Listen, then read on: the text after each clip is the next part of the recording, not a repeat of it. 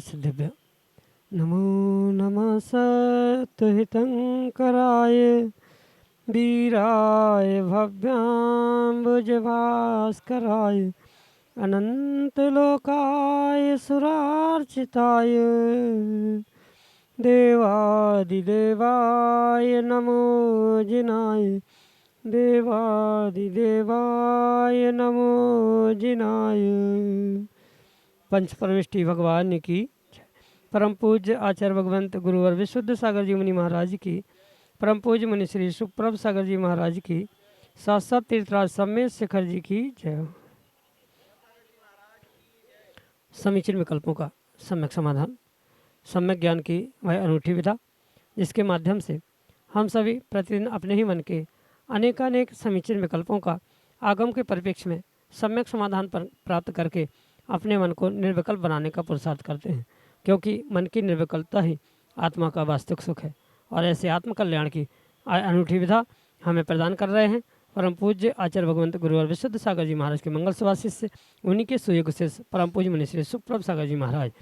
आप भी अपना समीचीन विकल्प भेजें और परम पूज्य मुनिश्री से उसका आगम के परिप्रेक्ष्य में सम्यक समाधान प्राप्त करने का पुरुषार्थ करें। प्रारंभ करते हैं आज का सम्यक समाधान।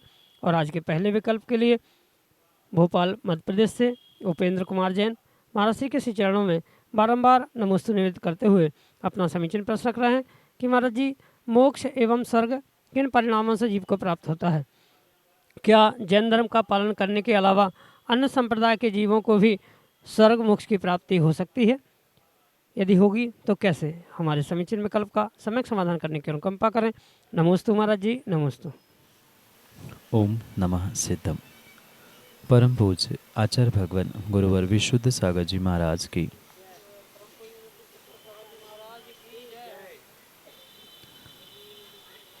स्वर्ग और मोक्ष, इन दोनों में बहुत अंतर है। कहने के लिए दोनों भी मध्यलोक के ऊपर कहे जाते, पर स्वर्ग संसार है और मोक्ष इस संसार से मुक्ति। जहाँ स्वर्ग संसार की प्राप्ति रूप शुभ गति रूप स्वीकार किया जाता है, वहाँ उस स्वर्ग की प्राप्ति के लिए परिणामों की, भावों की, कर्म बंध की तो आवश्यकता होती है, कर्माश्रव की भी आवश्यकता होती है। पर मोक्ष प्राप्ति के लिए पूर्ण रूप से संसारातीत होना, भावातीत होना, परिणामों का नाश करना, कर्मों का नाश करते हुए आश्रव बंध की व्यवस्था से दूर होना, ये सभी कार्य मोक्ष के लिए आवश्यक होते। इसलिए स्वर्ग प्राप्त करने के लिए तो भावों की, परिणामों की आवश्यकता है, पर मोक्ष प्राप्त करने के लिए भावों की, परिणामों की नहीं, अपितु भाव, परिणाम, कर्म आदि सबसे दूर होने की ही आवश्यकता है।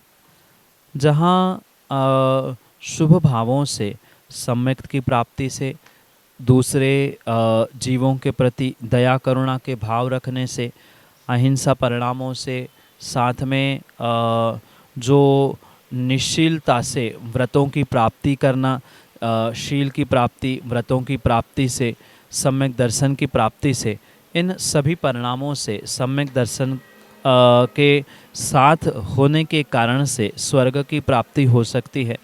कुछ अंशों में मिथ्यात्व के साथ भी स्वर्ग की प्राप्ति होती है, पर वह कल्याण का मार्ग नहीं है। पर सम्यक दर्शन के साथ जो कार्य एक जीव करता है, शुभ क्रियाओं को प्राप्त करता है, उन शुभ क्रियाओं से, बाल तप से, सभी जीवों के दया करुणा भावों से ये स्वर्ग की प्राप्ति होना संभव हो सकता है। और रही बात मोक्ष की, तो इन सभी भावों से, मतलब पुण्य से, पाप से, शुभ से, अशुभ से, कर्माश्रव से, कर्मबंध से पूर्ण रूप से दूर होने से, पूर्ण रूप से उससे पृथक होने से ही मोक्ष की प्राप्ति। क्योंकि आचार्यों ने लिखा है, कृष्ण कर्म विप्र मोक्षो मोक्ष, यानी सभी प्रकार से कर्मों से दूर होने से ही मोक्ष होता है। और जहाँ भाव है, परिणाम है, वहाँ कहीं न कहीं कर्म आश्रव, कर्मबंध होता है, और कर्माश्रव, कर्मबंध के निमित्त से संसार ही हो सकता है, मोक्ष नहीं हो सकता। इसलिए परंपरा से स्वर्ग प्राप्त करते हुए मोक्ष प्राप्त करना ये शुभ भावों का, शुभ परिणामों का कार्य हो सकता है। मतलब वर्तमान में शुभ परिणामों से, पुण्य क्रियाओं से जीव स्वर्ग प्राप्त करे और आने वाले समय में उस स्वर्ग नरक आदि सभी कर्मों का या सभी गतियों का नाश करते हुए मोक्ष प्राप्त करे। साक्षात मोक्ष के लिए कर्मों का नाश ही कारण है, पर परंपरा से जो स्वर्ग देने के लिए शुभ कारण कहे जाते हैं, शुभ परिणाम कहे जाते हैं, वो जैसे स्वर्ग के लिए निमित्त है वही मोक्ष के लिए परंपरा से निमित्त है। यानी क्रम क्रम से आने वाले कुछ पर्यायों के बाद स्वर्ग होने की संभावना है। और ये भी ध्यान रखें कि वहाँ पर स्वर्ग प्राप्ति के लिए या मोक्ष प्राप्ति के लिए जो किसी संप्रदाय, किसी जाति की आवश्यकता नहीं है, अपितु तत्वों का निर्णय, दिगंबर भेष प्राप्त करना आदि मोक्ष के लिए आवश्यक है। और स्वर्ग के लिए तो सामान्य रूप से जो भी शुभ परिणामों के साथ पुण्य कार्य करता है वह सभी संप्रदाय, सभी स्थानों में, सभी प्रांतों में, क्षेत्रों में, देशों में जन्म लेने वाला स्वर्ग जा सकता है। पर मोक्ष जाने के लिए मात्र और मात्र दिगंबर मुनिराज का भेष प्राप्त करना ही आवश्यक है। और वह इस जैन कुल में जन्म लेने से, उसके श्रद्धान को प्राप्त करने से, तत्वों के निर्णय करने से ही संभव है। इसलिए दोनों की व्यवस्था भिन्न भिन्न रूप से समझते हुए उसका वैसा ही निर्णय करने की आवश्यकता है जो कि आपके लिए सम्यक समाधान से।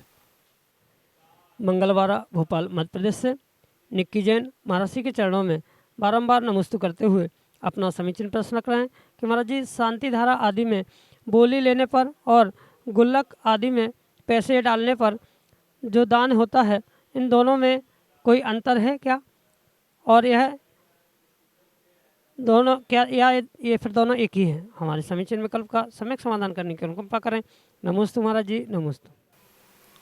दान अनेक प्रकार से होता है और उस दान की व्यवस्था को जैसे वर्तमान में अनेक क्रियाएं होती है, उन क्रियाओं के परिप्रेक्ष्य में समझने की आवश्यकता। मतलब किसी क्रिया को लेकर जो श्रावक बोली लेता है, उस बोली के माध्यम से दान देना ये भी आगम की व्यवस्था है। और गुल्लक आदि में भी पैसे डालते हुए दान देना ये भी आगम की ही दान की व्यवस्था है। क्योंकि चार संघ को चार प्रकार का जो दान कहा है वह तो है ही, उसके अलावा जो 7 स्थान कहे हैं उन 7 स्थानों पर भी दान स्वीकार किया जाता है या उसे दान कहा जाता है। जिन यात्रा, जिन महोत्सव, जिन बिंब, जिन आगार आदि आदि के निमित्त से जो 7 स्थान कहे हैं, वहाँ दिया जाने वाला धन भी, वहाँ दिए जाने वाला द्रव्य भी दान की ही श्रेणी में आता है। पर अगर हम इन दानों में सर्वोत्कृष्ट दान की अगर बात करें तो सर्वोत्कृष्ट दान आगम के परिप्रेक्ष्य में जो की गुप्त दान के रूप में होता है, गुल्लक के डालने में के रूप में, वह सर्वश्रेष्ठ दान कहा जाता है।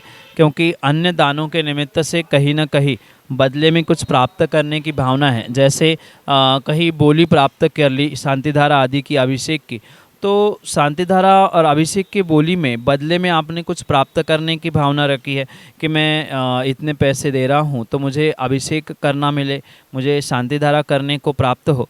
ये जो कुछ प्राप्त करने की भावना है, ये प्राप्त करने की भावना से ही वहाँ पर जो विशेष फल मिलने वाला है वह उतने ही फल तक सीमित होकर रह जाएगा। और उसके परिप्रेक्ष्य में, उसके प्रतिपक्ष रूप जो गुल्लक आदि में दान डाला जाता है, वहाँ कोई भी ये विषय नहीं है कि मैं इतनी दान दे रहा हूँ तो उसके बदले में मुझे कुछ प्राप्त हो। और बिना बदले की भावना से निस्वार्थ रूप से जो भी दान दिया जाता है वह सर्वोत्कृष्ट दान होता है। भले ही 10, 20, 50 रुपये गुल्लक में डले हो, वह श्रेष्ठ दान कहलाता है शांतिधारा की बोली या अन्य किसी की बोली लेने की अपेक्षा से। क्योंकि वहाँ कहीं ना कहीं दिखावा है, बदले में कुछ प्राप्त करने की भावना है। जो निस्वार्थता से, बिना किसी उद्देश्य, बिना किसी अपेक्षा से दिया गया गुल्लक में डाला हुआ दान है, वह सर्वश्रेष्ठ दान है। इसका मतलब ये नहीं है कि शांतिधारा की बोली या किसी बोली के लेने का मैं निषेध कर रहा हूँ, वो भी करना चाहिए, वह भी अपनी शक्ति के अनुसार करे। पर अपेक्षाकृत दोनों में अगर श्रेष्ठतम कोई दान है तो वो गुप्त दान होता है, क्योंकि वहाँ गुप्तता रहती है। कार्य जहाँ आवश्यक है वहाँ धन का उपयोग होता है। देने वाला मात्र हमने दे दिया इस भावना से दे रहा है, उसके प्रतिपक्ष रूप या उसके बदले में कुछ प्राप्त करने की भावना नहीं होने से वह सर्वोत्कृष्ट है। शांति धारा की बोली लेना भी पुण्य का कार्य है, दान का कार्य है। गुल्लक में भी दान डालना ये बहुत अच्छी ही बात है, पर इन दोनों में विशेषता गुल्लक के गुप्त दान की मुख्यता से ही स्वीकार करना होगा। दोनों भी दान होने से, पुण्य कार्य होने से करने योग्य है। अपने शक्ति के अनुसार दोनों कार्यों को करते रहे और पुण्य प्राप्ति करने का पुरुषार्थ करते रहे, यही आपके लिए सम्यक समाधान। मुखेड़ छिंदवाड़ा मध्य प्रदेश से ऋषभ जैन महाराज श्री के चरणों में बारंबार नमोस्तु निवेदित करते हुए अपना प्रश्न करें कि महाराज जी, क्या आचार्य परमेष्टि या मुनिराज आदि को भी स्वप्न आते हैं? हमारे समीचीन विकल्प का सम्यक समाधान करने की अनुकंपा करें। नमोस्तु महाराज जी, नमोस्तु। मुनिराज हो चाहे आचार्य परमेष्टि हो, ये दोनों भी क्योंकि इंसान है, मनुष्य है, उस इंसान, मनुष्य और संसारी जीव होने के कारण से उनके साथ भी कहीं ना कहीं कर्मोदय अवश्य ही लगा हुआ है। और कर्मोदय व्यक्ति के स्वयं के भाव, इनके निमित्त से ही वह अपनी सुप्त भावनाओं को जो प्राप्त नहीं कर पाता, उन कारणों से ही उनको रात आदि में स्वप्न आते, चाहे वह श्रावक हो चाहे वह साधु परमेष्ठी क्यों ना हो, क्योंकि दोनों भी मनुष्य है, संसारी है। अभी पूर्ण रूप से मुनिराजों के भी संसार का, कर्मबंध का या भावों का, परिणामों का अभाव नहीं हुआ है। इस कारण से जो सुप्त मन में बैठे हुए विषय है, जैसे श्रावकों की मुख्यता से जो पाप कर्म या इंद्रियों के विषयजन्य जो उनके सुप्त मन में भाव बैठे रहते हैं, वही उनको स्वप्न में देखने में आते हैं। जैसे कोई व्यापारी होता है तो स्वप्न में भी वो व्यापार करते हुए देखता है, गृहिणी होती है तो कुछ ना कुछ भोजन बनाते हुए स्वप्न में उसे दिखता है। ऐसे ही मुनिराज आदि होते हैं, उनके लिए भी वे कहीं तीर्थ वंदना करते हुए, किन्हीं आचार्य भगवान गुरु महाराज से तत्व चर्चा करते हुए, किसी ग्रंथों का स्वाध्याय करते हुए या अन्य भी किसी धार्मिक क्रियाओं को लेकर जो उनके मन में तीव्र भावना जिसकी होती है, जिनको प्राप्त करने का उनका उद्देश्य होता है, उनके निमित्त से उनको स्वप्न आ सकते हैं। उसमें कोई भी किसी प्रकार से बाधा नहीं है। हाँ, ये सत्य है, जैसे श्रावकों के लिए पाप रूप स्वप्न आते हैं, वैसे पाप रूप स्वप्न उनको आए ये ज़रूरी नहीं है, आवश्यक नहीं है, क्योंकि स्वप्न वही दिखते हैं या स्वप्न में वही आता है जो करने की भावना लेकर व्यक्ति दिन भर रात में सोता है या कुछ सुप्त मन में जो उनकी आकांक्षाएं रहती है, उनको प्राप्त करने के ही स्वप्न लगभग सभी जीव संसारी देखते हैं। और इसी परिप्रेक्ष्य में मुनिराज हो, आचार्य परमेष्ठी हो, उनको भी जो स्वप्न आते हैं वो ऐसे ही कुछ उत्कृष्ट कार्य करते हुए, करने की भावना के साथ ही आते हैं। सामान्य रूप से जो श्रावक स्वप्न विषय कषायों की प्राप्ति के लिए देखते हैं, वे नहीं देखते और क्वचित कदाचित किन्हीं कारणों से ऐसे स्वप्न, जैसे कई बार स्वप्न आया कि कुछ कार्य करते हुए कुछ आहार विषय को उन्हें सपना आया, तो उसके निमित्त से मुनिराज प्रायश्चित भी ग्रहण करते हैं। अन्य भी किसी विपरीतता के कारण से उन्हें अन्य भी स्वप्न आते हैं, तो उन स्वप्नों को प्राप्त करने के कारण से वो उसका प्रक्षालन के लिए प्रायश्चित ग्रहण करते हैं। श्रावकों के लिए भी ऐसे अगर कुछ विपरीत उल्टे स्वप्न उन्होंने देखे हैं तो उसके लिए प्रायश्चित ग्रहण करना आवश्यक है। पर चूँकि मुनिराज, आचार्य महाराज, आर्यिका, ब्रह्मचारी आदि सभी अभी संसारी है, उनके पास भाव, कर्म, कर्मोदय, कर्म आश्रव बंध की व्यवस्था जारी है, उसका उदय भी उनके साथ होने के कारण से उनको भी स्वप्न आते हैं। पर श्रावकों के स्वप्न और उनके स्वप्नों में जमीन आसमान का अंतर हुआ करता है। यही आपके लिए सम्यक समाधान।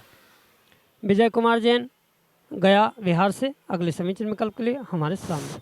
नमोस्तु भगवान, नमोस्तु, नमोस्तु गुरुदेव। निर्माल्य की परिभाषा क्या है महाराज?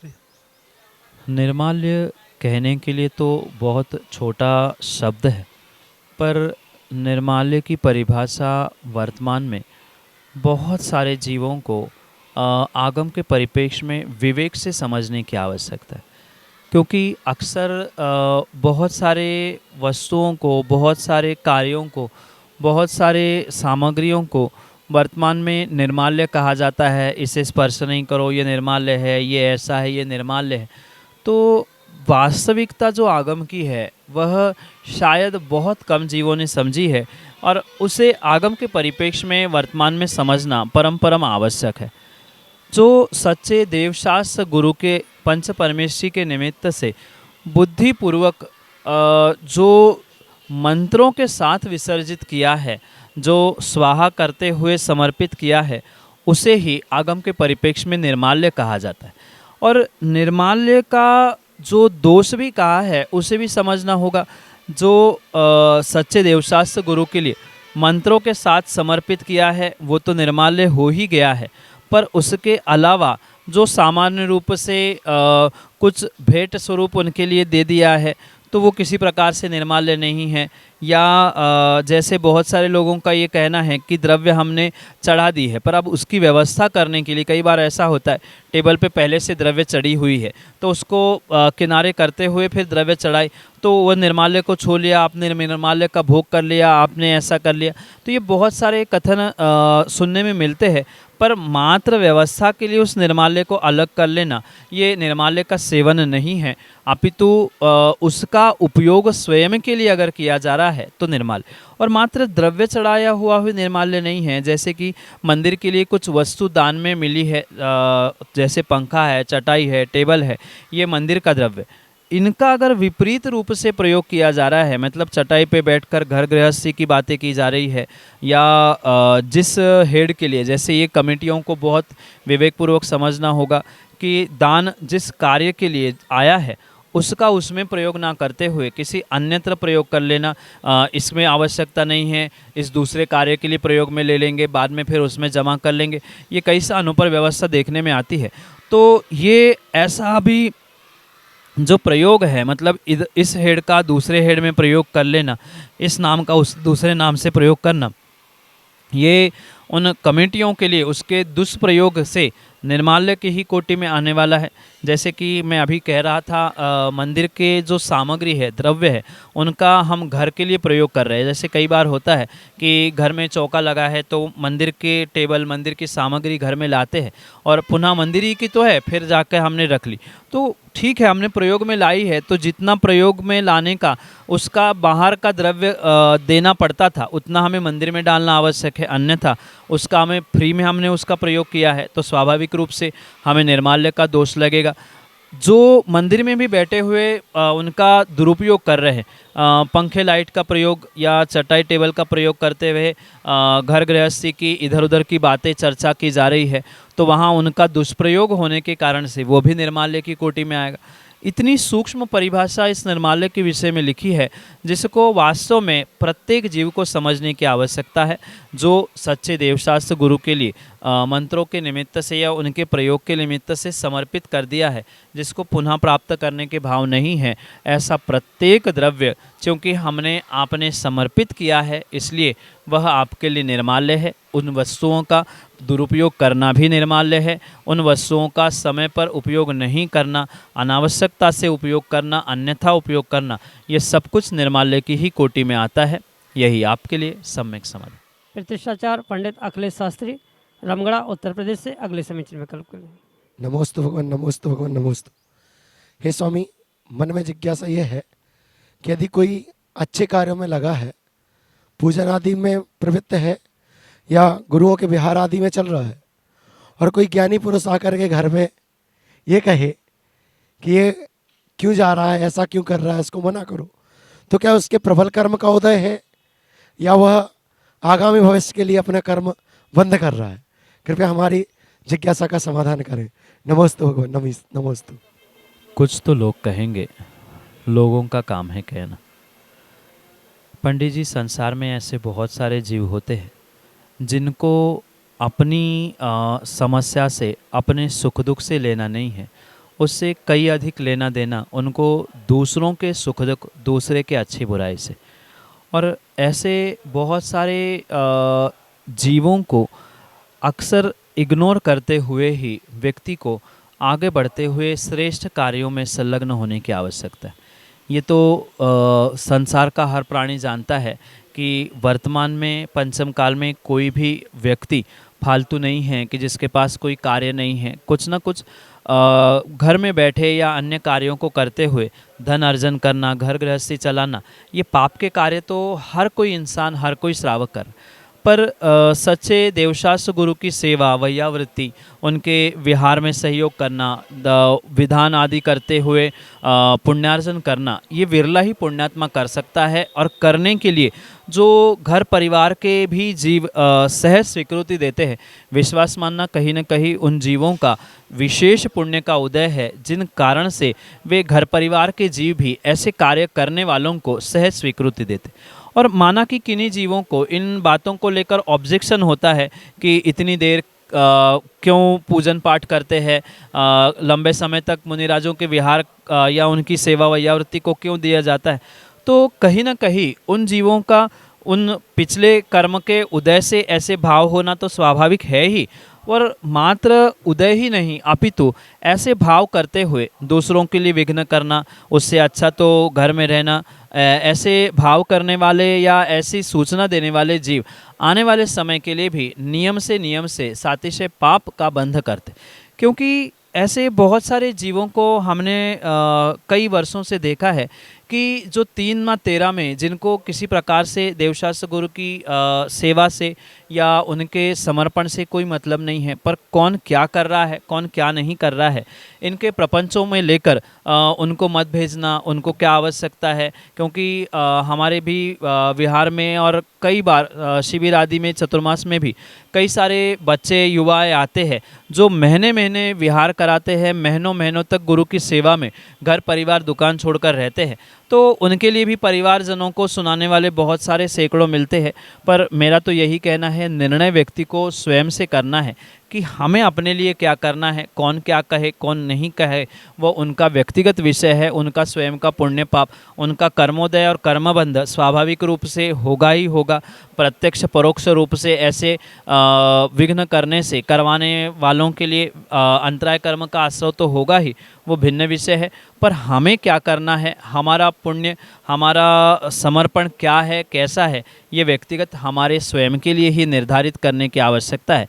इसलिए मैं तो स्पष्ट कहता हूँ, कौन क्या कह रहा है, कौन क्या कर रहा है, ये व्यक्तिगत उनका विषय है। दुनिया का काम कहना है। कुछ तो लोग कहेंगे, कहते ही वाले हैं। आप करोगे सो कहने वाले हैं, नहीं करेंगे सो भी कहने वाले हैं। देखो छोड़ दिया, इतना अच्छा सेवा करता था, पूजा पाठ करने वाला छोड़ दिया। तो दोनों तरफ से बजाने वाले लोग होते हैं। तो हमें क्या करना है, ये अपना निर्णय करें और ये पक्का माने कि ऐसे खोटे पंचम काल में सच्चे देवशास्त्र गुरु की निस्वार्थ भावना से सेवा करने की, पूजा पाठ करने की जो भावना है, ये विरले ही पुण्यात्मा जीवों के पास होती है। स्वार्थ से भरे हुए तो जहाँ धन पैसा मिल रहा है वहाँ करने वाले तो बहुत सारे होते हैं, पर जहाँ कुछ नहीं मिल रहा है वहाँ भी सब कुछ लौटाने वाले विरले ही समर्पित जीव होते हैं, जो आने वाले समय के लिए सातिशय पुण्य का बंध करते हैं। और ऐसे लोगों के बारे में सोचने वाले, कहने वाले, कहलाने वाले कहीं ना कहीं पाप का ही आश्रय बंद करते हैं। और ये पक्का निर्णय करें कि संसार में ऐसे बहुत सारे जीव होते हैं जो अपने उत्कृष्ट कार्यों को देखकर कुछ ना कुछ कहने वाले हैं, और वो कहते रहे, हम आगे बढ़ते रहे। यही निर्णय करते हुए हम अपने जीवन में देवशास्त्र गुरु के प्रति ऐसे ही समर्पित भाव से उनकी सेवा आदि करने का पुरुषार्थ करें। यही आपके लिए सम्यक समाधान।